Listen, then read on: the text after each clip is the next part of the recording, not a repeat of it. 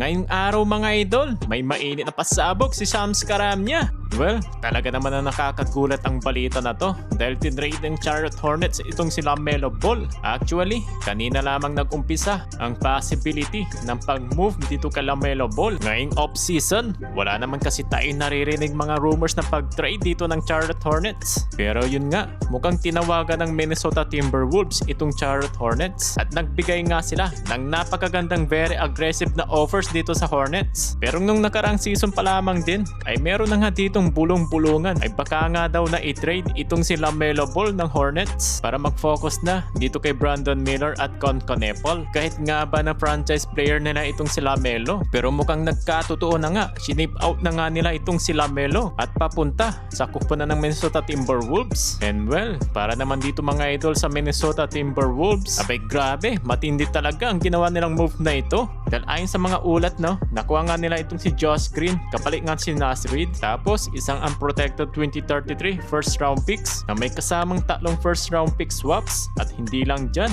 meron pa ditong tatlong second round picks. So in all out din ang pagbigay dito ng offers ng Wolves mga idol, no, para makuha lamang nila itong si LaMelo. Well, in the past years, kung napapanood niyo naman sila dito sa playoffs, ay eto nga si Edwards ang mostly na gumagawa talaga para sa Minnesota Timberwolves at tumutulong lang itong kanyang mga teammates. Ay kumbaga, wala nga ditong reliable at second option na tumutulong dito kay Edwards. Pero mukhang lahat yan ay mukhang mababago dahil magiging kapartner niya na itong si LaMelo Ball at katuwo etong naging star player ba naman ng Hornets at mukhang mas mapapagana nga dito ang magiging trabaho ni Anthony Edwards. At sa kabilang banda naman patungkol dito sa Warriors, nagdesisyon si Al Horford na i-decline ang kanyang player option at pumirma ng bagong kontrata ng 2 taon na nagkakahalaga ng $40 million sa Dub Nation mga idol. Ayon naman dito kay Horford, gusto niyang manatili sa Warriors dahil naniniwala pa rin siya na may potensyal ang kupunan at nais niya nga makatulong sa kanilang paghabol sa kampyonato.